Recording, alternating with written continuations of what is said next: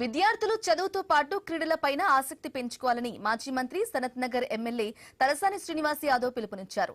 అమీర్పేటలోని ధరంకరం రోడ్డులో గల municipal grounds లో నిర్వహించిన తలసాని శంకర్ యాదవ్ ద్వితీయ స్మారక క్రికెట్ టోర్నమెంట్ ను ఆయన ప్రారంభించారు. బ్యాట్ పట్టి విద్యార్థులతో కలిసి క్రికెట్ ఆడి వారిని ఉత్సాహపరిచారు. క్రీడలకు తన వంతు సహకారం ఎల్లప్పుడూ ఉంటుందని తెలిపారు. 3 రోజుల పాటు జరిగే ఈ క్రికెట్ టోర్నీలో సుమారు 100 జట్లు పాల్గొంటున్నట్లు నిర్వాహకులు తెలిపారు.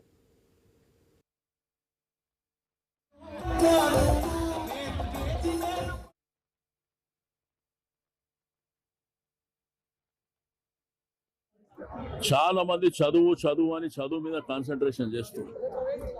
దాంతో పాటు కల్చరల్ యాక్టివిటీస్ కానీ స్పోర్ట్స్ కానీ ప్రధానమైనటువంటిది. కాబట్టి ఈ పిల్లలు 100 టీమ్స్ ఉన్నాయి ఇక్కడ. ఈ 100 టీమ్స్ కూడా 3 days ఈ కాంపిటీషన్స్ ఉంటాయి.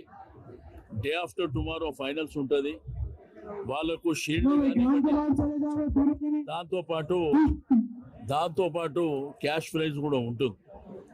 అయితే ఈసారి ఏంటంటే ఆ పిల్లలకు అందరికీ కాలేజ్ పిల్లలు, మీకు ఇంటర్మీడియట్ కానివ్వండి, డిగ్రీ కానివ్వండి, వాళ్ళు చదువుకున్నటువంటి పిల్లలు కాబట్టి ఈసారి క్రికెట్ కిట్స్ కూడా వాళ్ళందరికీ